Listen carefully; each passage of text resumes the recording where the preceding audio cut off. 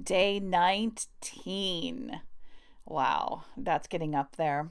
So today we are in the midst, the center of driving towards the tent pole. Tomorrow we will climax that out. So this is probably the last time your hero is going to win for a bit. So make it good. Make sure that the hero and everyone is pumped up because we're going to crush them tomorrow. Yesterday we talked about kind of how to stage a fight, emotional or physical, how to make it intense. This should be a high tension conflict, risk and stakes. It should be on every single page, if not every single line that you're writing today through tomorrow, and actually several days after that, because after the hero loses tomorrow, it's going to be a horrible, horrible, horrible retreat of great horror proportions tomorrow. After tomorrow, sorry. Strangely, I thought we would talk about dialogue today. I know you're in action. All you want to think about is action, but action, you have to have some dialogue. And many times, dialogue during action is very cliched. Get over here. Come here. I'm going to kill you. So I'm just going to have you just think about that. If you end up writing something that you have read before or heard before in a movie, this is something you're probably going to change later.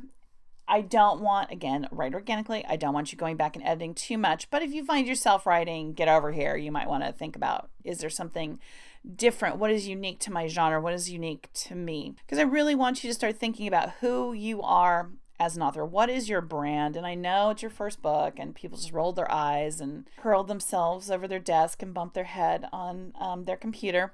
Gently think about this. I'm not saying take the day, don't write, stall yourself at all. I'm just thinking, what do you love about your writing? First of all, what do you love about your genre? And think about that, and what do you love about your writing? And how do people in your genre talk? We don't want to copy that, but we do want to be in the ballpark of that. Now, there's some pretty tired sometimes recommendations, which is to go and sit in a cafe and listen to people talk, which I agree with you. You should do that. However, the biggest problem with that is people come away and start writing really boring dialogue because, of course, that's what they heard. So I don't want you to write the dialogue that you heard. I want you just to understand some things about how humans communicate. First and foremost is they do not speak in a linear fashion. I'm speaking in a very linear fashion because I'm giving instruction. However, in just polite conversation, no. I get interrupted. I interrupt. If a conversation is I don't want to talk about it, I tack away from it. I change the subject. I'm a huge conversation jumper. I'll go boom, boom, boom to 4 different things. So the thing to take away when you go and listen at a cafe is not the words that are spoken, but how they're spoken.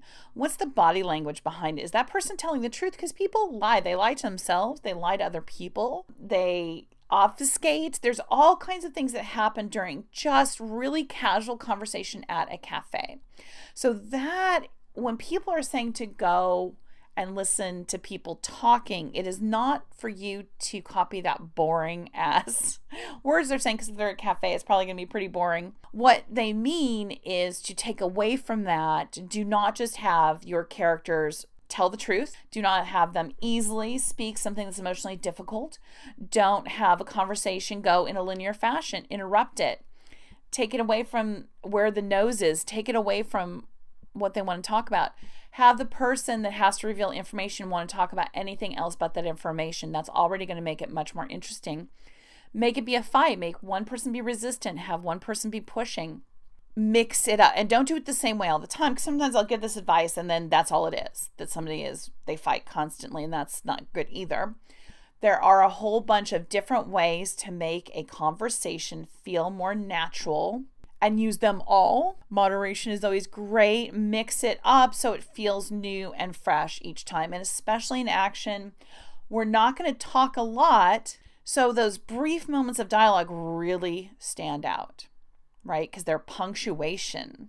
So they stand out. There's a spotlight on the dialogue during action. So just try and think of some. If you can't, that's fine. We'll fix it later, or we won't fix it. You'll learn it by the 3rd book if dialogue's difficult for you.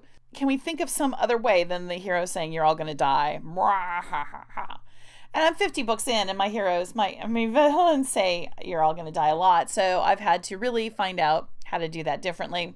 And you are too. And it may not feel great this time. That's fine. Write organically. This many times is very a difficult place for some authors because of how tense and conflict there has to be. Get up, walk away from the keyboard if you feel too tense, but you really feel like the scene needs to move forward. Come back 2, 3, 4, 5 times. Don't take huge breaks. Don't go for a 2-hour, drive to another city and have lunch. But get up, walk around, take a bath, take the dog out for a walk, do the dishes, whatever it is that kind of gets your mind off your writing and relaxes you, and come back and write more tension and conflict so that's really, really tense on the page. And remember, we should be building. So yesterday pages should have been tense and conflicty. Today is really tense and really a lot of conflict, and tomorrow should be almost unbearable. That, oh my God. And we just so hope the hero wins. And of course he's not, but today we're building hope. We're building tension and conflict. We're seeing the risks and stakes. We are usually today absolutely seeing the villain.